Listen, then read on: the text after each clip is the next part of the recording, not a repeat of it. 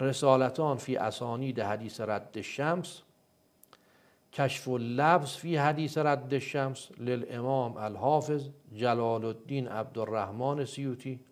بله که اشاره هم کردید. و یلیها مزیل اللبس عن حدیث رد الشمس الامام شمس الدین محمد صالحی شامی. یعنی دو تا از علمای اهل سنت کتاب نوشتن برای چی؟ برای ماجرای رد الشمس. در فصل دومش سیوطی فی رد العلل التي اعل به الحدیث، این حدیث رو آمدن با بهانه‌های مختلف خواستن رد بکنن.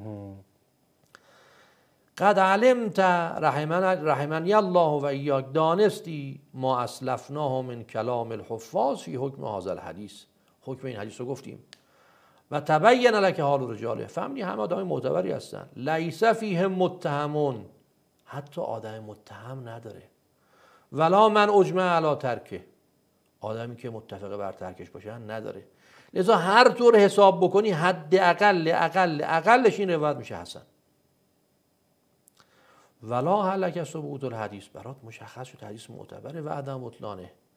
ولم یبق الا الجواب اما اعل به، من آمدم الان فقط بخوام جواب اشکالاتش رو بدم. یعنی حتی علمای اهل سنت نه فقط به این روایت به تصحیحش پرداختن، بلکه آمدن شبهاتی که در مورد این روایت موجود بوده رو هم چیکار کردن؟ اونا رو بررسی کردن، جواب دادن. تفسیر کبیر فخر رازی، تفسیر فخر رازی چاپ دارالفکر، ذیل سوره کوثر صفحه 126 این جلدش، انا اعطیناک الکوثر، میگه که و اما سلیمان، ما در مورد حضرت سلیمان یه آیه‌ای داریم که حضرت سلیمان مشغول ساندیدن از اسب‌ها بود. ذیل این آیه ردوها علی تفسیرهای مختلفی است. مشهورترین تفسیرش این است که چی؟ رد الشمس علی، خورشید رو برگردونید. و اما سلیمان فان الله تعالی رد له الشمس مرتن، خدا یه بار براش خورشید رو برگردوند. و فعل ذلک ایضا للرسول، خدا این کار رو برای پیغمبر ما انجام داد. حین نام و رأسه فی حجر علی، وقتی پیغمبر خوابید و سرش در دامن حضرت علی بود. فانتبه و قد غربت الشمس، پیغمبر وقتی بیدار شد که خورشید غروب کرده بود.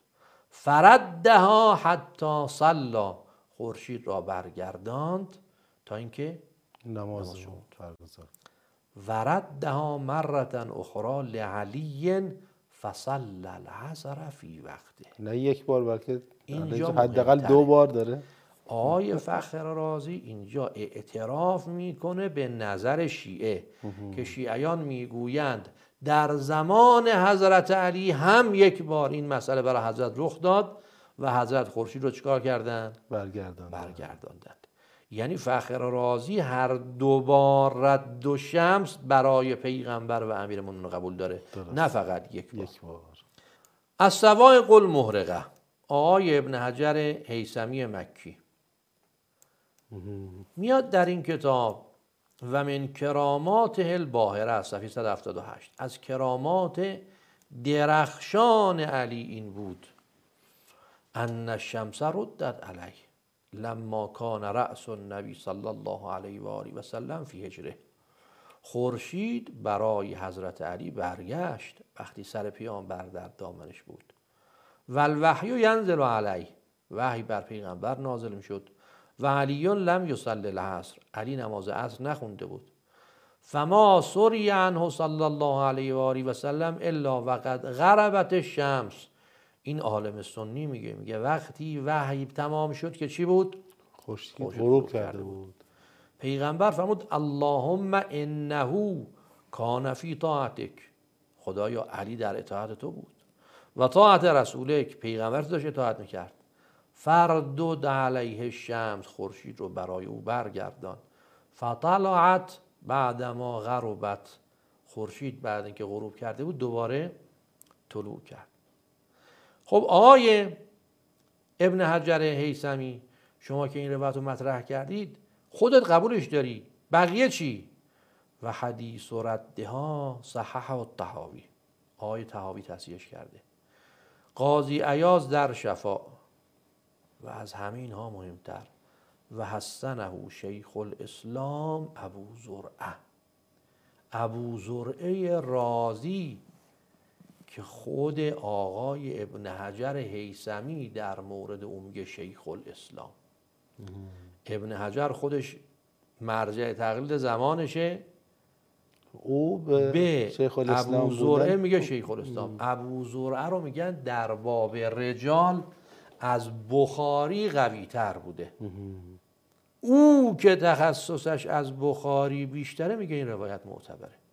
و حسن اون شیخ الاسلام ابو زرعه و تبعه غیره، و وقتی او بگه بقیه هم ازش تبعیت میکنن.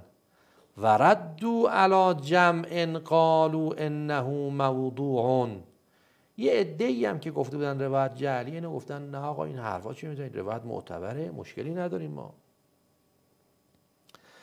اگر بیای بگی آقا و زعم فوات الوقت به غروبها، دیگه غروب کرده بود، فلا فایده لردها فی محل الماء، نخیر این حرفو نزن، بلکه خدا برش گردوند خورشید رو تا حضرت علی نماز عصر رو در زمان خودش درک بکنه و عین زمان ادا بشه برای حضرت علی.